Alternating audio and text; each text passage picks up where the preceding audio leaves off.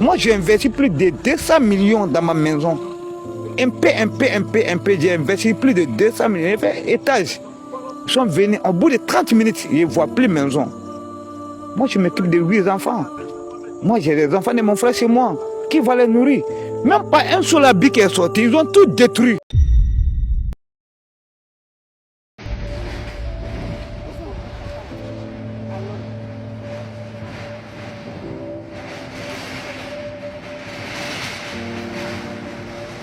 Au village de Quatre-Croix, dans le département d'Anyama, sur l'axe international menant à Alépé, le conflit autour d'une vaste parcelle de 75 hectares vient de prendre une tournure particulièrement préoccupante. Quelques heures seulement après la manifestation des résidents, le mercredi 12 août dernier, pendant la nuit, des pelleteuses sont entrées en action. Pourtant, ce même mercredi 12, en journée, les habitants avaient clairement exprimé leur opposition aux opérations de démolition. Sur les lieux de la manifestation, le sous-préfet de Brofo-Doumé s'était rendu auprès des populations. Face à la tension, il avait demandé aux manifestants de libérer la voie et indiqué avoir saisi son homologue d'Anyama afin que des dispositions soient prises auprès de l'opérateur Arc-en-Ciel pour suspendre les opérations de démolition. Mais la nuit tombée, selon plusieurs témoignages recueillis par TM Média, des pelleteuses ont été acheminées vers le village à bord de camions porte-chars. Et au petit matin, les opérations sont finalement passées à la phase active ce jeudi 13 août. Il est environ 7 heures du matin lorsque 4 engins de chantier, dont des pelleteuses, font leur apparition sur le site. Pendant plusieurs heures, les opérations se déroulent sans présence apparente des forces de police ou de gendarmerie. Aux côtés des engins de démolition, plusieurs individus présentés comme des loupards et des microbes, armés notamment de gourdins, de couteaux et de machettes, auraient été mobilisés à bord de 3 minicars de type Massa, une situation particulièrement préoccupante pour les habitants, qui assistent, impuissants, à la destruction de leurs biens. Mais au-delà de l'émotion, une question essentielle se pose. Les procédures légales préalables à une opération d'une telle ampleur ont-elles été respectées? Selon les éléments communiqués à TM Média, une opération de démolition impliquant la force publique doit notamment s'inscrire dans un cadre judiciaire et administratif précis, avec les réquisitions du parquet nécessaires et les autorisations administratives requises. La présence des forces de l'ordre permet également d'assurer la sécurité de l'opération, de prévenir les violences et de veiller au respect des droits et de la dignité des personnes concernées. Autre élément évoqué dans ce dossier, l'autorisation administrative de démolir, notamment le permis de démolir délivré par les services compétents du ministère de la Construction et de l'Urbanisme. Or, selon les informations recueillies par TM Média, plusieurs de ces documents n'auraient pas été présentés au moment du déclenchement des opérations. Informé de la situation, le magistrat et avocat général près le parquet de la cour d'appel, M. Noël Jay, se serait déclaré surpris, indiquant n'avoir délivré aucune réquisition officielle de la force publique pour une telle opération. Le magistrat aurait alors saisi le procureur de la République près le tribunal d'Abobo, Madame Kunta Nafissatou. La réaction de la justice ne s'est pas fait attendre. Des éléments de la gendarmerie sont dépêchés sur les lieux aux environs de midi. À leur arrivée, les opérations de démolition sont immédiatement interrompues. 3 responsables de la structure Arc-en-Ciel auraient été interpellés et conduits pour être entendus. Ils devront notamment fournir aux autorités judiciaires les documents censés les autoriser à procéder à la démolition de ces habitations sur une parcelle aussi vaste. Une intervention qui rappelle un principe fondamental. Dans un état de droit, nul ne peut s'affranchir des procédures établies. La Côte d'Ivoire est une république. Les opérations de démolition, quelles que soient les prétentions des parties, doivent de s'effectuer dans le respect de la loi, des décisions de justice et des procédures administratives. L'ordre d'arrêt des opérations est donc donné. Mais entre 7 heures et midi, le mal est déjà considérable. Près d'un tiers de la superficie concernée aurait été affectée par les démolitions. Parmi les premières victimes, le président des résidents, M. Kili Kili. Ces biens immobiliers se retrouvent au cœur des premières destructions. Son établissement scolaire, le groupe scolaire Les Fils d'Abraham, présenté comme le premier établissement scolaire construit dans le village, a été lourdement touché. L'école accueillait 533 élèves, de la maternelle au CM2, avec 8 salles de classe et 2 bureaux administratifs. Au total, ces 2 bâtiments de 4 pièces, y compris 2 bâtiments de 2 pièces, ainsi que ces 12 studios auraient été réduits en ruine. Plus grave encore, les documents administratifs et scolaires se retrouvent aujourd'hui ensevelis sous les gravats. Extraits de naissance des enfants, archives scolaires et documents administratifs de l'établissement. Autant de pièces essentielles désormais difficiles, voire impossibles, à récupérer. Plusieurs bâtiments appartenant aux parents d'élèves ont également été détruits. Pour les résidents, le traumatisme est immense. Et cette journée restera certainement comme l'une des plus sombres de l'histoire récente du village de Quatre-Croix. La décision des autorités judiciaires d'interrompre les opérations est donc accueillie comme un soulagement par les habitants. Mais pour eux, une autre bataille commence désormais, celle de la vérité, de la responsabilité et de la réparation des préjudices subis. Monsieur Zoumana Bakayoko affirme avoir perdu en quelques minutes le fruit de 20 ans d'économie. Moi, j'ai investi plus de 200 millions dans ma maison. J'ai investi plus de 200 millions. J'ai fait étage. Ils sont venus, au bout de 30 minutes, ils ne voient plus maison. Moi, je m'occupe de 8 enfants. Moi, j'ai des enfants de mon frère chez moi. Qui va les nourrir? Même pas un seul habit qui est sorti. Ils ont tout détruit. Je suis résident de Quatre-Croix depuis 2018. Avant que je vienne en 2018, j'étais en train de rechercher un terrain pour que je puisse mettre ma famille à l'abri. Je suis venu tomber sur le terrain du village de Quatre-Croix. Les gars m'ont fait sortir une lettre où il y a TF. Donc j'ai demandé lotissement là pour vérifier là. Qu'est-ce que je peux faire? Ils m'ont dit non, rends-toi à la sous-préfecture d'Anyama. J'ai pris les lettres, je suis parti à la sous-préfecture d'Anyama pour une vérification si le terrain vraiment qui est reconnu par le sous-préfet de Anyama. Ils m'ont confirmé que le lotissement là, c'est eux-mêmes qui ont participé à ça pour le village. Et ça a été fait en 98. Le lotissement a été fait en 98. En 2003, ils ont fait le plan pour aller déposer au niveau du ministère pour l'approbation. Le numéro de TF, 4461. Donc quand j'ai vu ça, je me suis dit que quelque chose où il y a TF. Donc il y a passé que ça là, c'est sérieux. Donc quand je suis parti à la sous-préfecture, ils m'ont convaincu que non, je paye, et puis j'ai fait la mutation. Et j'ai payé, je suis passé à la sous-préfecture pour aller faire la mutation. Quand je suis quitté à la sous-préfecture, je suis allé voir le chef du village. On venait d'en nommer en 2012 pour qu'il soit chef du village de Quatre-Croix.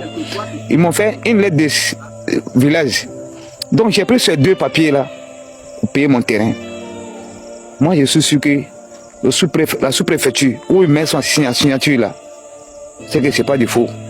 C'est ça que j'ai vu, ça m'a convaincu de payer terrain à Quatre-Croix. Plus que je me suis dit que c'est le sous-préfet qui a donné lettre. Il n'y avait pas papier villageois à ce temps. C'est la sous-préfecture qui faisait papier. Donc quand j'ai vu ça, là, ça m'a convaincu. Je me suis dit que c'est l'État même qui m'a vendu mon terrain. Donc aujourd'hui, si je me trouve dans une manière que je ne comprends pas, vraiment, c'est étonnant, c'est incroyable. D'un pays où il y a les droits de l'homme qui insistent, on vient tomber sur les habitants d'un village pour nous basculer avec des groupes, avec des gens pas possibles. Tu ne peux même pas sortir. Moi, j'ai investi plus de 200 millions dans ma maison. J'ai investi plus de 200 millions. J'ai fait étage. Ils sont venus, au bout de 30 minutes, ils ne voient plus maison. Moi, je m'occupe de 8 enfants. Moi, j'ai des enfants de mon frère chez moi. Qui va les nourrir? Même pas un seul habit qui est sorti. Ils ont tout détruit. Tout. En disant qu'ils ont assuré. Si tu as assuré que tu as gagné, tu viens, on en parle. Moi, c'est que si. Moi, c'est pas les villageois, moi, je regarde. C'est le sous-préfecture d'Anyama qui m'a convaincu de payer ce terrain-là. Parce que c'est eux qui représentent l'État. Donc aujourd'hui, si je me trouve dans un problème, c'est que c'est l'État qui m'a mis dans un problème. Puisque j'ai une lettre de sous-préfecture. Donc aujourd'hui, vraiment, si l'État ne fait pas quelque chose, où on va là, c'est pas bon. Donc nous ne souhaitons plus ça pour quelqu'un d'autre. Ce qui nous arrive là, c'est Dieu qui a voulu. Mais nous, moi, je ne peux plus vraiment souhaiter ça, que ça arrive à un individu, ou bien, je ne sais pas quoi. C'est pas bien que quelqu'un vienne, parce qu'à la fois, je tombe sur des gens. Moi, je veux que ça limite à nous, quoi. Aujourd'hui, là, ce qui arrive là, moi, je ne sais pas combien de mois ça va voir. Hein. En tout cas, vraiment, on est dessus. Moi, j'ai dormi dehors, avec mes enfants et ma femme. Combien d'années? Plus de 20 ans, je suis en train de travailler pour mettre ma femme à l'abri. Aujourd'hui, tout est cassé. Je vais où? Et comme qui? Je ne sais pas. Vraiment, s'il y a une loi dans ce pays-là, on doit punir ça. On doit punir ça là, sincèrement. Parce que c'est l'État qui m'a convaincu de payer. Plus que j'ai vu la lettre des sous-préfets, ça m'a convaincu. L'État, nous on demande à nos présidents que vraiment ces gens de trucs-là, ça s'arrête. C'est pas bon. Les pauvres, tous les pauvres, ils souffrent dans ces pays-là. Tous les pauvres souffrent dans ces pays-là. C'est pas une vie. Nous on est d'un pays de droit. Nous on est d'un pays de droit parce que lui qui a l'argent net là, il s'élève, il vient tomber sur le pauvre. Hein? On n'est pas poulets. Nous ne sommes pas des poulets, on est des humains. Nous, on doit avoir pitié des pauvres, mais c'est pas un pauvre. Tu as l'argent, tu connais des gens, puis tu viens tomber sur les gens. C'est pas normal. Le gouvernement, il n'a qu'à revoir ça. Sinon, les pauvres souffrent. Hein. Vous qui sont en haut là, vous ne voyez même pas comment on souffre. Nous, on souffre. Moi, je laisse à Abidjan pour venir me mettre au village. En tant que village là, moi, je pense qu'il y a un village qui est reconnu par l'État. Le chef du village, il est reconnu par l'État. L'État même lui a donné une voiture. Tout ça, là, ça nous convainc que c'est un village. Moi, je ne suis pas le pays terrain d'un quartier, j'ai payé le terrain des villages. Donc, moi, je ne sais pas. Un village qui est reconnu par l'État, comment on peut avoir un ACD dessus? Un lotissement qui est fait en 1998. Le plan a été déposé au ministère en 2003 à TF. Je vous donne le numéro de TF. 4061. C'est le numéro de TF de 4 croix. C'est ça qui m'a encouragé d'aller payer le terrain. Allez-y vérifier au ministère. Ça insiste. Mais si tu vas voir, il faut annuler ça. Les lettres des sous-préfets que nous on a là, il faut venir annuler. C'est pas annulé. On ne peut pas vendre ACD sur un terrain où les lettres ne sont pas annulées. Les lettres sont plus vieux que ACD. ACD là, ils ont commencé en 2010 devant nous ici. Nous on paye des terrains à lettres. C'est ce que nous on connaît. Donc quand on voit lettres déjà, on sait que non, vraiment, c'est un bon truc. Bon, sincèrement, moi je suis désolé. Mais au milieu de ce spectacle de désolation, une autre réalité interpelle TM Média. Notre équipe constate que certaines maisons portent sur leurs murs un marquage rouge, de forme arrondie, clairement visible. Que signifie ce signe? Selon plusieurs résidents interrogés sur place, ces inscriptions correspondraient aux maisons qui auraient été identifiées comme devant être épargnées des démolitions, après le versement d'une somme d'argent à des personnes présentées comme des représentants de l'opérateur Arc-en-Ciel. Face à la menace des pelleteuses, certains résidents affirment avoir été invités à verser de l'argent en échange de l'épargne de leur maison. Une pratique qui, si elle était établie, soulèverait de graves questions sur la nature et la légalité de ces paiements. Le montant évoqué par plusieurs témoignages est de 110 000 francs CFA. Des habitants affirment avoir payé pour préserver leur maison. D'autres assurent même avoir versé des sommes beaucoup plus importantes, pouvant aller jusqu'à 500 000 francs CFA. TM Média a recueilli plusieurs témoignages allant dans le même sens. Un résident qui a requis l'anonymat et dont le visage est masqué pour des raisons de sécurité nous décrit une situation pour le moins troublante. Nous sommes dans le quartier. Lorsque les machines sont arrivées, après qu'ils ont commencé à casser la maison, on a commencé chez M. Kelly, sous pression. La vie, on était tellement traumatisés, on ne savait pas quoi faire. Après qu'ils ont ouvert un cahier quelque part, dans une villa. En fait, il y avait 2 sites, mais c'est dans la villa. Moi, personnellement, je suis allé sous pression, payer la somme de 110 000. On avait peur, on ne savait plus quoi faire. Donc quand on a payé les 110 000, ils sont venus avec des marqueurs, avec la timor là, pour essayer de mettre des signes rouges dessus. Et si tu ne payes pas les 110 000, il n'y a pas de marque dessus, quand ils vont venir, ils vont casser. Observez ces 2 maisons voisines. L'une porte le fameux marquage rouge et reste debout. L'autre, qui n'en porte pas, est détruite. Selon les témoignages recueillis, la première aurait été épargnée après paiement, tandis que la seconde, dont le propriétaire affirme n'avoir rien versé, parce que estimant être dans le droit et bravant la peur, a été démolie en quelques minutes. C'est également le cas de cette autre école, aujourd'hui réduite en ruine.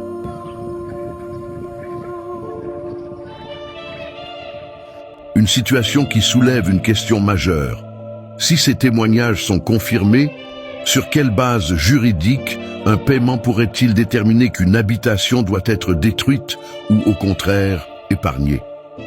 En faisant une simple estimation du nombre de maisons concernées par ces marquages, les sommes évoquées pourraient atteindre plusieurs millions de francs CFA récoltés en une seule journée de démolition. Des chiffres qui devront naturellement être vérifiés par les enquêteurs et, le cas échéant, par la justice. Car derrière ces chiffres, il y a surtout des familles. Des personnes qui disent avoir payé dans la peur, alors que les machines étaient déjà présentes et que des hommes présentés comme des loupards se trouvaient sur les lieux. Et c'est précisément ici que se pose une question fondamentale. Nous sommes dans un village officiellement reconnu en Côte d'Ivoire, avec une chefferie encadrée par l'administration. Dans un tel contexte, une opération de démolition d'habitations ne devrait-elle pas s'inscrire dans un cadre légal clairement établi, avec des décisions, des notifications et les voies de recours prévues par la loi ? La propriété, l'occupation d'un terrain et les éventuelles opérations de déguerpissement sont des questions juridiquement sensibles. Elles ne peuvent normalement pas être réduites à un simple rapport de force entre population, opérateurs privés et machines de chantier. Et surtout, si les accusations de paiement en échange de l'épargne de certaines maisons étaient établies, elles soulèveraient de graves interrogations. Des interrogations auxquelles seules les autorités compétentes et la justice pourront apporter des réponses. TM Média insiste sur un point. Ces accusations sont celles de résidents et de témoins recueillis sur place. Elles doivent encore être établies ou infirmées par une enquête indépendante et, le cas échéant, par la justice. Face aux destructions, les victimes ne comptent pas rester silencieuses. Elles s'organisent. Un commissaire de justice aurait été sollicité afin de procéder au constat des dégâts et aux éventuelles significations nécessaires dans le cadre des procédures judiciaires envisagées. Selon les éléments communiqués à TM Média, la justice ivoirienne aurait également ordonné l'arrêt immédiat de l'opération de démolition, estimant que celle-ci ne reposait pas, à ce stade, sur un fondement légal suffisant. Des personnes se présentant comme des agents de l'opérateur auraient, par ailleurs, été interpellées dans le cadre de cette affaire. Pour l'heure, les pelleteuses ont quitté le village. Le bruit des moteurs a cessé, mais le bruit des questions, lui, demeure. Sur quelle décision juridique reposaient ces démolitions? Qui a procédé au marquage rouge de certaines maisons? Qui a reçu les sommes d'argent évoquées par les résidents? Et surtout, comment des familles ont-elles pu se retrouver face à des pelleteuses, avec leurs maisons menacées de destruction, alors même que les autorités administratives avaient été saisies de la situation? À 4 croix, les machines sont parties, mais les conséquences, elles, restent. Des maisons détruites, des écoles réduites en ruines, des familles qui disent avoir tout perdu. Et désormais, un dossier entre les mains de la justice.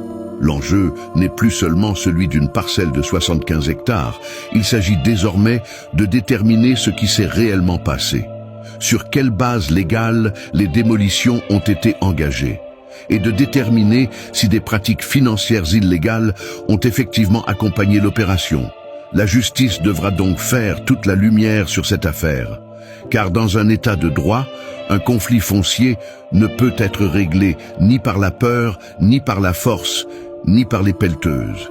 À 4 croix, les habitants attendent désormais une chose, la vérité, le respect de leurs droits et la justice.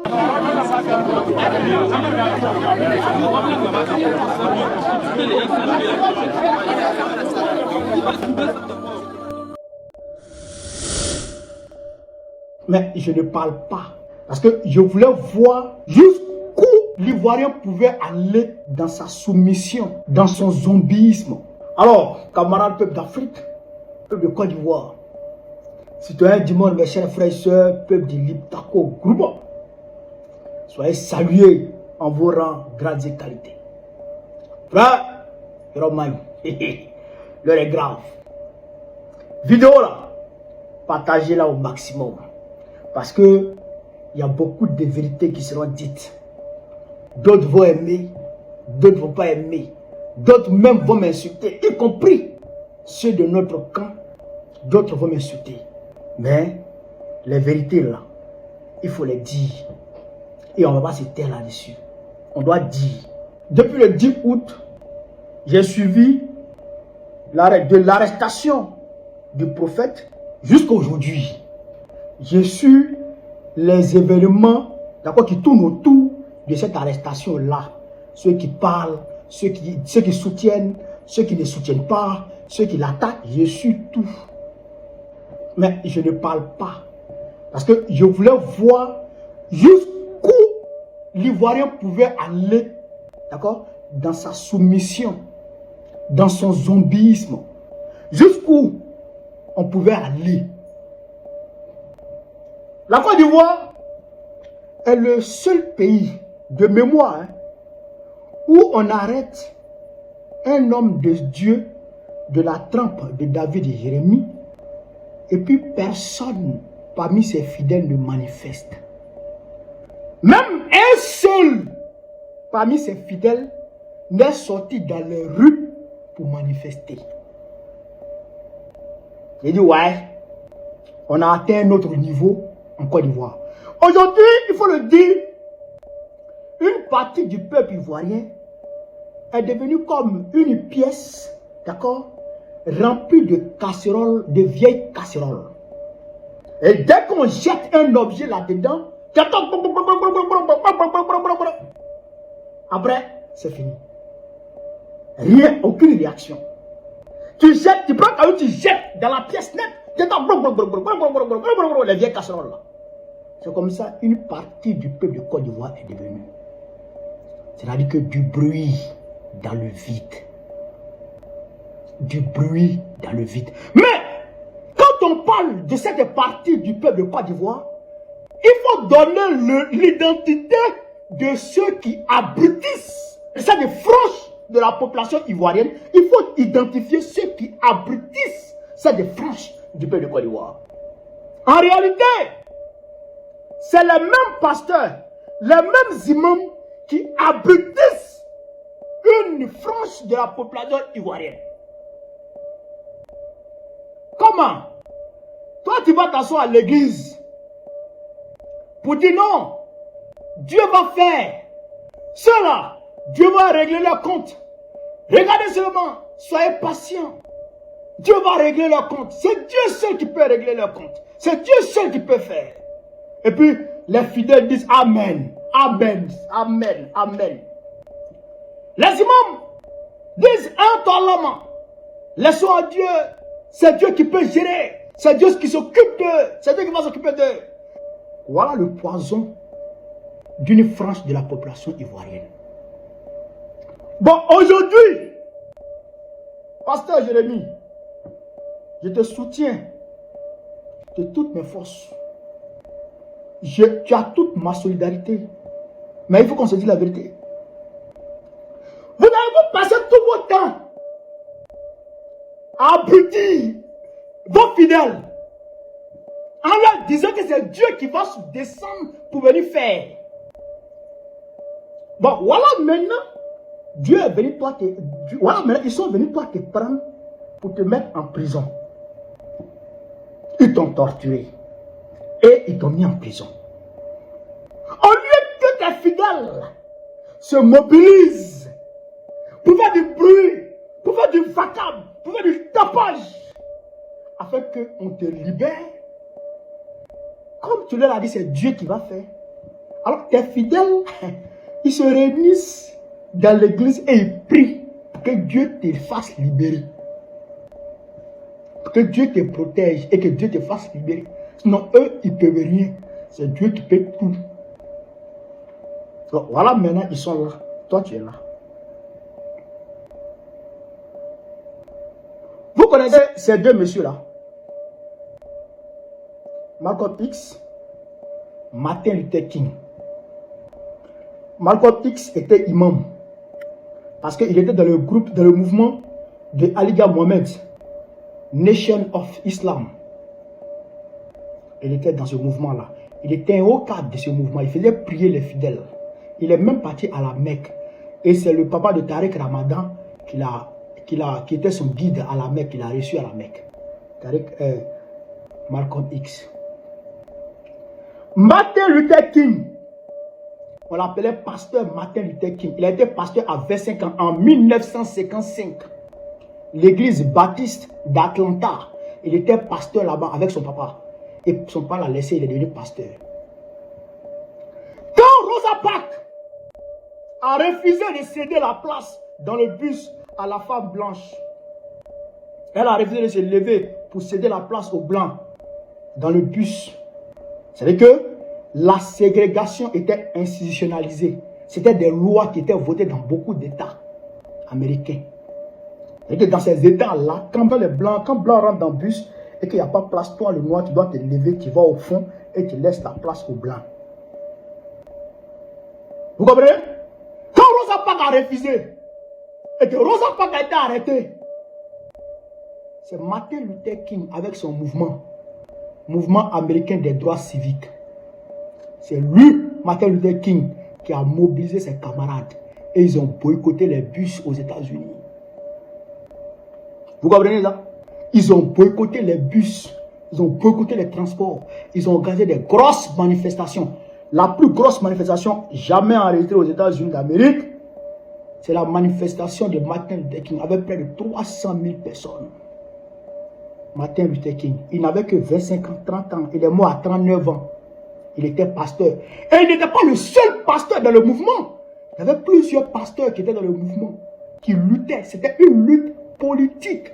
Bon, c'est vrai qu'il était pacifique, mais après, vers la fin de sa vie, d'accord, il est devenu radical. Il a commencé à s'attaquer véritablement à l'impérialisme.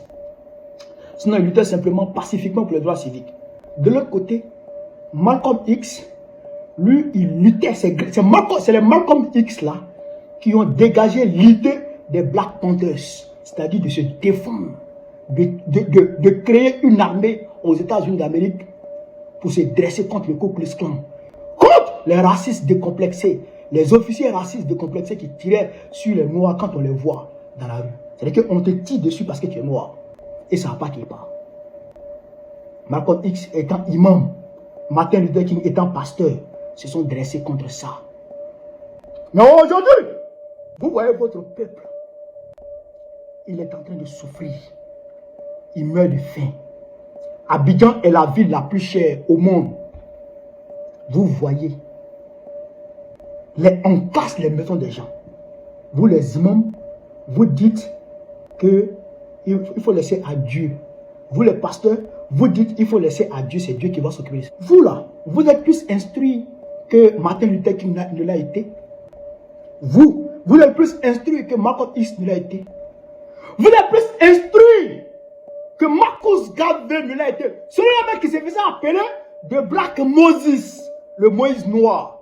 Marcus Garvey, qui s'est fait appeler le Moïse noir, qui se disait qu'il avait assigné comme mission de ramener tous les afro-descendants, d'accord, en Afrique noire, sur le continent. Vous êtes plus instruits que ces gens-là?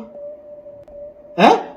Pour Marcus Garvey, Dieu est noir, Jésus est noir et Satan est blanc. Pour Marcus Garvey. Et même pour moi, Dieu ne peut pas être blanc. Parce que Dieu ne peut pas être cruel contre sa propre image. Parce qu'on dit que Dieu a créé l'homme à son image. Dieu ne peut pas être cruel contre sa propre image. C'est Satan qui peut être cruel contre l'image de Dieu. C'est ça qui est la vérité. C'est la philosophie Rasta qui a été reprise aussi par Bob Marley. Dieu, Jésus est noir, Satan est blanc. Et nous le disons, Allah est noir, Satan est blanc. C'est ça qui est la vérité. Mais si vous restez dans vos églises et vos mosquées, en train d'abrutir le peuple, en train d'endormir le peuple, vous injectez vos doses, c'est-à-dire d'opium, de drogue, dans le cerveau du peuple pour l'endormir. Mais ne vous étonnez pas qu'il soit passif, qu'il soit indifférent et qu'il s'engouffre dans des prières qui ne vont aboutir à rien lorsqu'on vous arrête. Lorsqu'on vous arrête. Moi, j'ai été arrêté à Paris. Le peuple est sorti et c'est parce que le peuple est sorti que je n'ai pas été envoyé à Abidjan. Je remercie mes avocats, je remercie toutes les autorités qui m'ont aidé, mais si ce n'était pas le peuple, voilà, et puis là, vous n'allez plus parler. C'est parce que le peuple africain s'est mobilisé que je suis sorti. Quand Babo est arrêté, il est envoyé à Haye, c'est parce que le peuple s'est mobilisé qu'il est sorti. Sinon, on allait l'oublier. Vous comprenez? Arrêtez d'abrutir le peuple. Arrêtez de dire c'est Dieu qui va faire. Ce n'est pas Dieu qui va faire. C'est le peuple lui-même qui va se lever et Dieu va l'aider. C'est le peuple lui-même qui va se lever et Dieu va l'accompagner. Arrêtez ça. Donc là, je voudrais apporter toute ma compassion envers le prophète. Moi, je te soutiens. Moi, je t'apprécie beaucoup. Et je souhaite que tu sois libéré. Mais le pays de Côte d'Ivoire, c'est compliqué. Et ça, actuellement, il faudrait rééduquer le peuple. Parce que comme Marcus Garvey le disait, les premiers esclaves, les premiers ex-esclaves africains qu'ils ont récupérés avaient même du mal à se brosser. Ils ne savaient même pas se brosser. Il fallait leur apprendre à se brosser, leur apprendre à lire, leur apprendre la vraie version de la Bible, la vraie version des livres saints, et puis leur apprendre à devenir des hommes, à se considérer comme des êtres humains. Et donc, je pense que cette rééducation s'impose en Côte d'Ivoire. Il faut rééduquer le peuple de Côte d'Ivoire, qui a été endoctriné, qui a été pour la plupart abruti. Excusez-moi, hein, je parle cash pour qu'on puisse se comprendre. Qui a été abruti. Et cette rééducation incombe aujourd'hui au leader du PPACI. Je dis PPACI parce que il n'y a pas d'autres leaders en Côte d'Ivoire qui peuvent gérer ça. Il faut le dire, il ne faut pas se cacher. La société ivoirienne est politisée. Deux pôles, les dictateurs, les France-Africains, les suppôts, d'accord, de l'impérialisme, et les souverainistes, les nationalistes et les panafricanistes, c'est-à-dire Ouattara et Gbagbo. Il y a deux, il n'y a pas trois. Ceux qui se mettent au milieu pour dire on n'est ni avec l'autre, ni avec celui-là, sont avec Draman, sont avec les dictateurs, c'est-à-dire la France-Afrique. On fait le bafou là, on a le chèvement là. Bah, le chèvement, tu connais le prix, le dédit. Tu fais un chauffeur de chèvre, pas un chèvre, tu connais le prix. En chèvre, tu ne payes pas le chèvement. Quand tu prends là, tu vas voir pour croire. Non, tu montres aussi que le bafou, tu es prêt pour faire le bafou.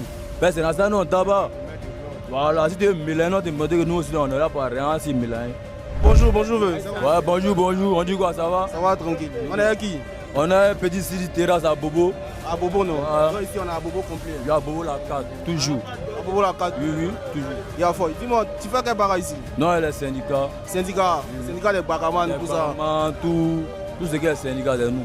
Voilà, maintenant dites-nous, vous encaissez quoi au Bagaman? Non seulement, si tu vois qu'on a calé un barra, c'est qu'il a refusé de payer nos chargements. Chargement? Voilà, par exemple, vous venez chercher sur la ligne, il y a un prix qui est fixé, où tu dois payer. Maintenant, si tu vois, on a calé le véhicule, c'est qu'il ne veut pas payer nos chargements, à cause on est obligé de bloquer. Parce que c'est grâce à ça, non, d'abord. Donc non, je ne suis pas ça. Tu parles là, non, là. On a déjà signé, tu as dit oui, vous avez votre délégué, nous sommes notre délégué. C'était signé. Votre délégué a dit oui, donc vous devez payer. Dans nos chargements, vous devez payer. C'est pour cela qu'il fait que ça, non, on bloque le barra. Voilà. Par exemple, aussi les chevaux de barra, les petits aussi, ils ont vendu dans l'année. Et veut dire non, ils sont arrivés. Donc c'est dans ça aussi, non, les montres que non. Allez doucement. Voilà, longtemps on est dedans quoi. Mais les clients se plaignent que souvent ils sont pressés. Vous calez les bacs à cause c'est parce que vous faites elle là. À cause de 100 francs, à cause de 200, vous calez les bacs là. À cause de 100 francs, 200 qu'ils parlent là. Vous savez pourquoi ils ont nommé ministre des Transports? Ministre des Transports. Il y a un ministre des Transports. Ou bien c'est faux?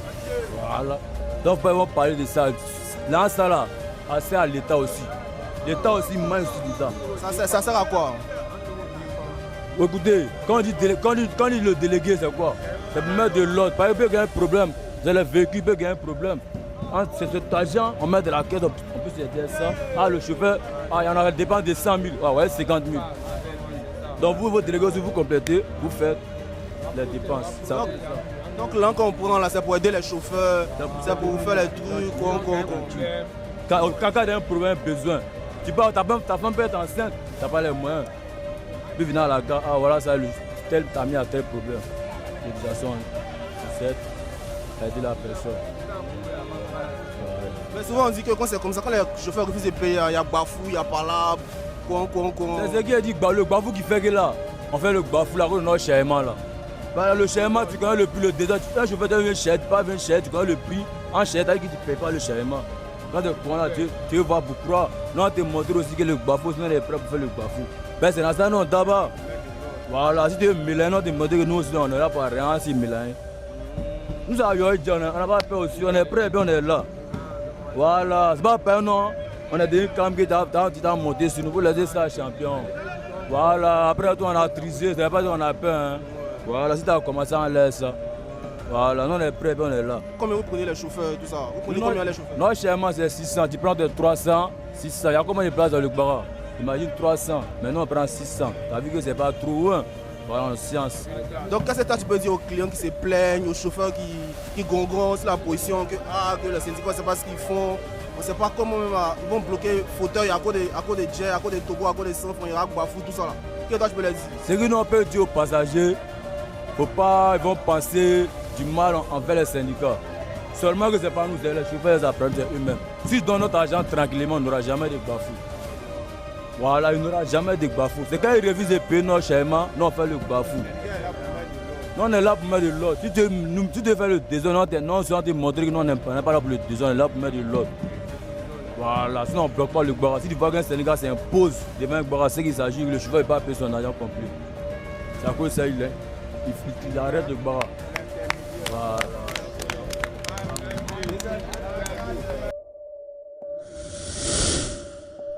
Famille, j'ai fait une petite recherche et je veux mettre ça à l'appréciation de tout le monde. Nous tous, nous savons que le port d'Abidjan est le premier port tonnier de toute l'Afrique. C'est aussi classé parmi les 3 ports tonniers les plus importants du monde. La capacité de traitement de thon dépend des sources. Il y a des sources où tu vas tomber, où vont te parler de 350 000 tonnes par année.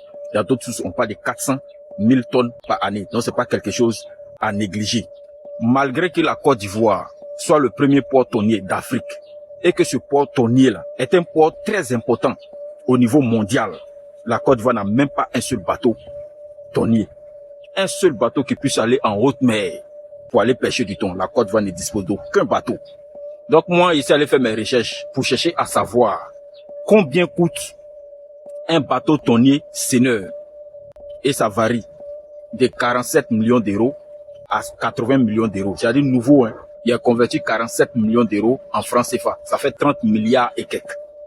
80 millions d'euros en francs CFA, ça fait 50 milliards et quelques.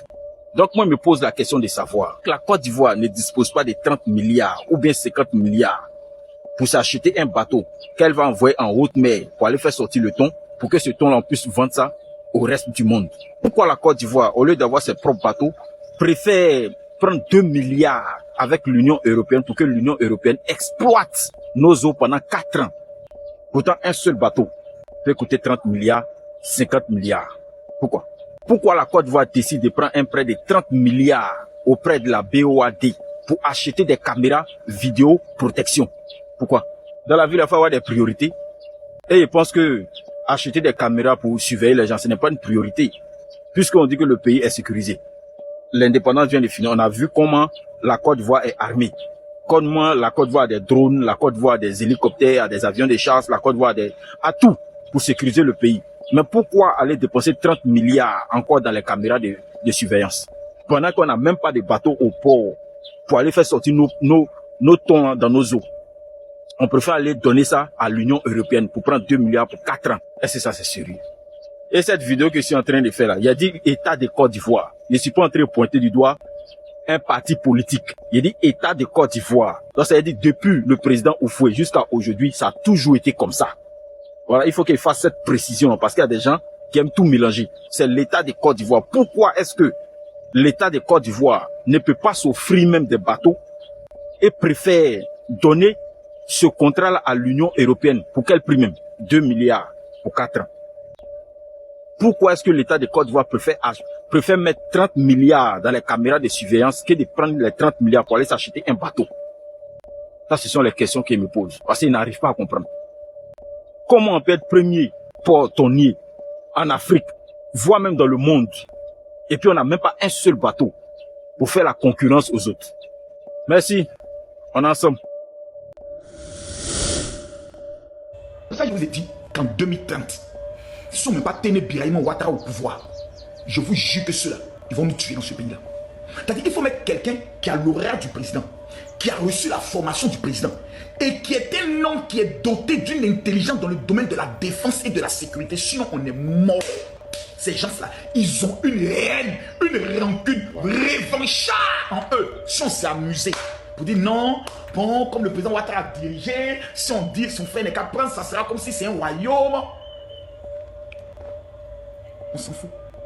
L'homme qui peut nous garantir la sécurité vis-à-vis de ces gens-là, qui peut nous garantir la protection vis-à-vis de ces Burkinabés-là, c'est lui que nous veut au pouvoir. Donc, je ne suis pas dedans. Le RHDP nous ramène quelqu'un d'autre. Moi-même, je suis candidat contre lui. Que ce soit clair dans les oreilles. Moi-même, là, je vais être candidat en 2030. Oui, parce que j'ai des projets. La seule personne pour qui je peux retirer ma candidature, c'est quelqu'un dont on n'a jamais entendu mauvais truc sur lui. On n'a jamais entendu détournement. On n'a jamais entendu scandale de femmes. Et puis, on sait qu'il a une notion propre avec des résultats dans le domaine de la sécurité. Parce que notre plus grand problème, c'est la menace du Nord. Les Maliens et les Burkinabés. Celui que je vois là, c'est Téné Birahima Ouattara. Quand Makosso parle, n'écoutez pas ce qu'il dit, mais allez-y au-delà de ce qu'il dit et ce qu'il pense. Makosso a peur tout simplement. Vous comprenez, Makosso a peur avec tout ce qu'il a fait là. Parce que pour toi, tant que quelqu'un qui ne vient pas de ton camp ne vient pas au pouvoir, là, tu seras détruit. Mais donc toi, tu vas toujours chercher un moyen pour que toi, ton candidat, parce qu'à cause de toi seul, oui, il faut reconnaître, il faut dire, hein, à cause de toi seul, à cause de ce que toi tu as sémé en Côte d'Ivoire là, tu veux que tout le monde récolte la merde. Quand un gouvernement explique qu'il augmente les charges sur les citoyens parce qu'il n'a pas le choix, il faut poser une question simple: qui paye toujours le prix des contraintes? On nous dit aujourd'hui nous avons de fortes contraintes, nous devons respecter nos engagements avec le Fonds monétaire, nous devons contenir le déficit budgétaire. Mais parlons franchement, derrière des grands mots techniques comme déficit budgétaire, contraintes internationales, il y a une réalité, ce sont les citoyens qui ressentent directement l'impact dans leur quotidien. On nous explique que l'augmentation était inévitable, très bien. Mais dans un État, gouverner, ce n'est pas seulement annoncer des sacrifices au peuple. Gouverner, c'est aussi chercher des solutions, faire des choix, montrer l'exemple et répondre à des questions essentielles. Où sont les efforts? Demander à l'État lui-même, parce qu'à chaque difficulté économique, la réflexion semble rester le même. Demander un effort supplémentaire aux populations. Mais jusqu'à quand les citoyens doivent-ils supporter les conséquences des décisions prises au sommet? On nous dit, si nous avions une autre solution, nous l'aurions choisie. Mais les citoyens ont aussi le droit de demander quelles autres solutions ont été réellement étudiées, quelles dépenses ont été réduites, quelles réformes ont été faites pour éviter de toujours chercher les ressources dans les poches des populations. Un pays ne se construit pas seulement avec des arguments et des contraintes imposées. Il se construit avec une vision, une gestion responsable, une lutte efficace contre les gaspillages et une confiance entre gouverneurs et gouvernés. Le peuple peut comprendre les difficultés économiques, mais ce qu'il refuse, c'est l'impression d'être toujours la variable d'ajustement. Parce qu'un gouvernement doit aussi être capable de dire: nous allons faire des efforts avant de demander des efforts aux citoyens. La vraie question n'est pas seulement pourquoi augmenter. La vraie question est qui supporte le poids des choix économiques. Et est-ce que tout le monde contribue réellement à l'effort national? Le peuple ne demande pas des discours techniques, il demande de la transparence, de la justice et des résultats.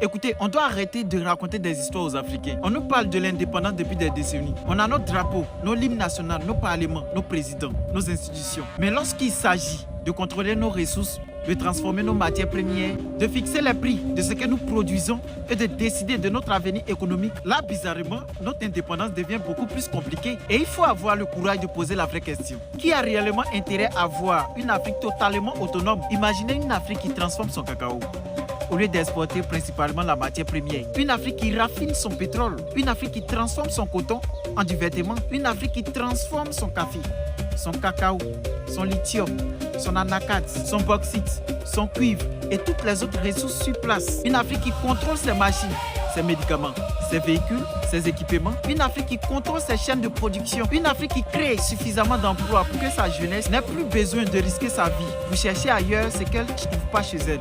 Vous comprenez le problème. Une telle Afrique ne serait plus seulement un marché, mais une puissance économique. Là, que commence une véritable bataille. Parce qu'une Afrique qui produit n'a plus besoin d'importer autant. Une Afrique qui transforme ses matières premières récupère davantage de valeur. Une Afrique qui maîtrise son industrie devient beaucoup plus difficile à faire chanter économiquement. Maintenant, attention, parce qu'il y a deux vérités que certains Africains refusent d'entendre. On peut dénoncer les puissances étrangères autant qu'on veut, mais si nos propres dirigeants acceptent des accords déséquilibrés, abandonnent nos industries, bradent nos ressources et se contentent de gérer la pauvreté au lieu de construire la puissance économique, alors nous sommes aussi responsables de notre propre retard. Oui,